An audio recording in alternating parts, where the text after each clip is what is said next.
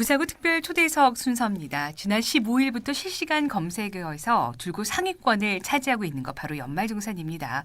13월의 월급이라 불리는 연말정산 제대로 여러분께 알려드립니다. 부산지방국세청의 법인납세과 하치석 팀장과 함께합니다. 안녕하세요. 예, 안녕하십니까. 연말정산 13월에 월급이 되면 정말 더없이 좋겠지만 세금을 더 내야 할지 모르는 분들에게는 참 불안하거든요. 지난 이제 1월 15일부터 연말정산 간소화 서비스가 개시됐습니다. 언제까지 하면 될까요? 예. 회사는 2월에 급여 지급 시에 연말정산을 하고 신고서와 관련 서류를 3월 10일까지 국세청에 제출해야 합니다. 네. 하지만 회사에서도 소속 근로자분의 자료를 취합하고 또 검토하는 데 시간이 필요하므로 조금씩 틀리겠지만 통상 1월 말 늦어도 2월 중순 이전에 제출하라고 말씀들을 하실 겁니다. 네. 회사 일정에 맞추어서 진행하시면 되겠습니다. 혹시 이번 연말정산이 작년에 비해서 크게 달라진 점이 있나요? 예, 몇 가지만 말씀드리면 먼저 고액 기부에 대한 혜택이 늘어났습니다. 네. 지난해 연말정산에서는 3천만 원이 넘는 고액 기부금은 25%의 세액 공제 혜택을 받았으나 올해부터는 2천만 원 초과분에 대해서는 30%의 공제를 받을 수 있습니다. 또한 지난해까지는 부양가족이 낸 기부금을 공제받으려면 소득 요건과 이 나이 요건을 모두 충족해야만 이 공제를 받을 수 있었지만 네. 올해부터는 이 나이 요건이 없어졌습니다. 나이 요건이 없다면 어떻게 이해해야 될까요? 예를 들면 소득이 없는 만 20세가 넘는 대학생 자녀가 낸 기부금이 있다고 가정을 한다면 네. 종전에는 이 자녀가 낸 기부금에 대한 공제를 못 받았지만 올해부터는 자녀의 나이에 상관이 없이 기부금 공제를 받을 수 있습니다. 그렇군요. 자, 그러다 기부금 외에 또 작년과 달라진 점이 있다면요? 예, 그 외에 주택 청약 종합저축 납입에 대한 소득 공제를 받을 때 무주택 확인서를 제출하는데요. 무주택 확인서 제출 기한이 연장되었습니다. 작년에는 연말까지 내야 했지만 올해부터는 다음해 2월 말까지 제출하시면 되겠습니다. 네. 또한 중소기업 취업자 소득세 감면도 확대되었습니다. 중소기업에 취업한 29세 이하의 청년, 60세 이상자 등에 대해서는 소득세 감면율이 작년에는 50%였지만 네. 올해는 연 150만 원 한도로 소득세의 70%를 감면받을 수 있습니다. 네, 정말 꼼꼼하게 챙겨보시길 바라고요. 또 작년부터 연말정산 간소화 서비스와는 별도로 편리한 연말정산 서비스를 제공한다고 하던데요. 여기에 대해서 설명해 주신다면요. 예, 국세청에서는 지난해부터 근로자분과 회사가 모두 연말정산을 지금보다 쉽고 간편하게 할 수 있도록 이 편리한 연말정산 서비스를 제공하고 있습니다. 올해도 1월 18일부터 개통하였습니다. 네, 1월 18일부터 지금 개통이 돼서 실시가 되고 있습니다. 어떤 부분이 쉽고 간편한 건가요? 예, 대부분 근로자분께서 연말정산 간소화 서비스에서 이 각종 공제 자료를 출력을 해서 네. 이 공제 신고서를 이 수기로 작성해서 회사에 제출하고 있습니다. 하지만 이 작년부터는 이 공제 신고서를 전산으로 자동 작성할 수 있습니다. 또한 연말정산 예상 세액을 간편하게 계산해 볼 수 있고 작성된 공제 신고서를 이 종이로 출력하지 않고 네. 이 홈택스를 통해 이 온라인으로 회사에 바로 전송할 수도 있습니다. 네, 온라인으로 바로 회사에 전송이 되면 아주 편리할 것 같습니다. 모든 회사와 근로자들이 이 편리한 연말정산 서비스를 이용할 수 있는 건가요? 반드시 그렇지는 않습니다. 이 편리한 연말정산 서비스는 이 회사와 이 근로자의 편의를 증진하기 위한 것이므로 이 선택해서 이용할 수 있습니다. 이 연말정산이 자동화된 이 관공서나 이 자체 프로그램을 사용하는 이 대기업들은 이용을 안 해도 큰 불편은 없지만 이 대다수 중소기업은 공제신고서를 수동으로 작성해야 하므로 이 간편 제출 서비스를 이용하면 아주 편리하실 겁니다. 네, 편리한 연말정산 서비스라는 것이 개통이 됐으니까요. 많은 분들 이용해 보시길 바라고요. 다음은 연말정산 간소화 서비스에 대해서 여러분께 알려드립니다. 간소화 서비스 개통됐죠? 네, 1월 10일부터 개통되었습니다. 국세청 홈택스에 이 공인 인증서로 접속하시면 의료비, 보험료, 주택자금 등 14개 항목에 대해 정보를 열람하실 수 있습니다. 네, 간소화 서비스에 있는 자료는 그대로 제출하면 되는 건가요? 아닙니다. 이 간소화 서비스에 제공하는 자료는 이 금융회사, 학교, 병원 등 이 영수증 발급 기관이 이 국세청에 제출한 자료를 이 그대로 보여주는 것이므로 네. 이 공제 대상이 아닌 자료가 일부 포함될 수 있습니다. 따라서 이 공제 요건에 해당되는지는 이 근로자분 스스로가 판단하여 신청하셔야 합니다. 네, 연말정산 간소화 서비스에 수집되지 않은 자료도 있을 것 같은데요. 이럴 때는 어떻게 공제받아야 하죠? 간소화 서비스에 수집되지 않는 보청기 구입 비용, 안경, 렌즈 구입 비용, 교복, 체육복 구입, 그리고 종교단체 기부금 등의 자료는 이 해당 기관에서 직접 증명서류를 발급받아야 공제가 가능하겠습니다. 네. 그렇다면 사례별로 여러분께 좀 예를 들어서 좀 간편하게 소개를 해드리겠습니다. 지난해에 조회되던 큰 아이의 공제 자료가 이번에 연말정산 간소화 서비스에는 보이지 않습니다라는 경우가 있던데요. 왜 그런가요? 성년, 즉 자녀가 성년 만 19세 이상이 된 자녀에 대한 공제 자료는 그 자녀가 간소화 서비스의 본인 자료를 이 부모님이 열람할 수 있도록 이 동의하는 절차를 거쳐야만 근로자 즉 부모님이 조회할 수 있습니다. 네.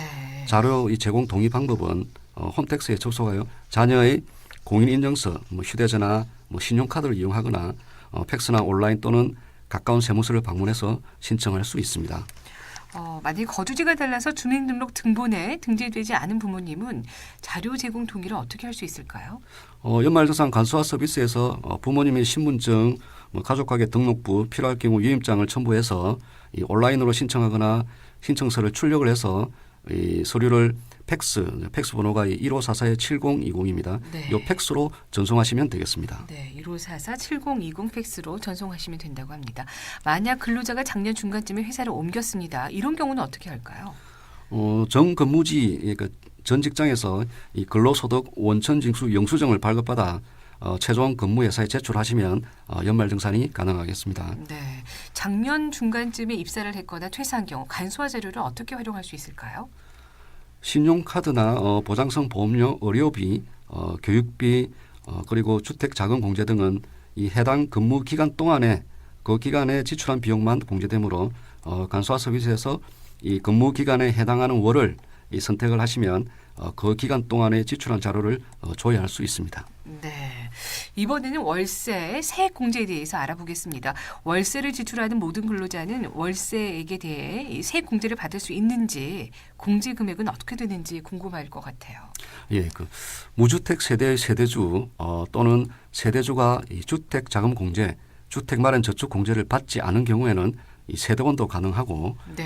해당 과세 기간에 총 급여액이 7천만 원 이하인 근로자가 이 대상입니다. 이 공제 금액은 연간 월세 지급액 750만 원의 10%인 최대 75만 원까지 이 세액 공제를 받을 수 있습니다. 오피스텔도 월세가 세액 공제 가능한가요? 국민주택 규모 이하의 주택이 가능한데요. 네. 2013년 8월부터는 이 주거용 오피스텔도 월세 소액 공제가 가능합니다. 그렇군요. 소득이 없는 배우자가 월세 계약을 했습니다. 근로자인 본인이 월세액을 세액 공제 받을 수 있을까요? 아니, 받을 수 없습니다. 그렇군요. 근로소득자 본인 명의로 네. 반드시 본인 명의로 계약해야 이 공제를 받을 수 있습니다. 네. 참고로 그 계약서, 즉 임대차 계약서의 주소지하고 주민등록 등본의 이 주소지가 같은 경우만 가능합니다. 네. 전입신고를 하지 않은 경우에도 이 월세액 세액 공제를 받을 수 없으므로 유의하시기 바랍니다. 이번에는 자녀 교육비에 대해서 알아볼게요. 고등학교 자녀를 위한 학원비와 같은 사교육비 공제가 되는지 궁금합니다. 사설학교는 지출한 교육비는 이 학교 등에 지출한 교육비가 아니므로 이 세액 공제 대상이 아닙니다. 네. 다만 이 신용카드나 현금 영수증을 받았다면 신용카드 소득 공제는 가능합니다. 그렇군요. 참고로 그 취학 전, 즉 초등학교 입학 전 아동의 경우에는 이 학원이나 이 체육시설에 지급한 수강료는 교육비 공제가 가능하겠습니다. 네. 의료비를 신용카드로 결제했다면 의료비와 신용카드 공제를 둘 다 받을 수 있는 건가요? 예, 둘 다 공제받을 수 있습니다. 네. 참고로 그 의료비 외에도 신용카드로 결제한 교복 구입비, 취학 전 아동의 학원비의 경우에도 교육비와 신용카드 공제를 이중으로 받을 수 있습니다. 네, 작년에 이제 자동차를 신용카드로 구입했습니다. 이것은 신용카드 소득 공제가 안 된다고 하던데요. 예, 그 금액이 좀 커서 아쉽지만 네. 이 자동차 구입 비용이나 이 자동차 리스료 같은 경우는 소득 공제 대상이 아닙니다. 네. 하지만 그 그러니까 내년 연말 정산부터는 이 중고 자동차를 신용카드로 구입하면 이 금액의 10%를 신용카드 공제 받을 수 있습니다. 꼭 중고 자동차야만 해요. 예. 네. 중고 자동차 됩니다. 올해 그 중고 자동차 구입 계획이 있으시면 신용카드로 구입하시면 내년에 혜택을 볼 수 있겠습니다. 연말 정산할 때 어떻게 하면 좀 절세를 할 수 있을까요? 그 팁을 좀 알려주십시오.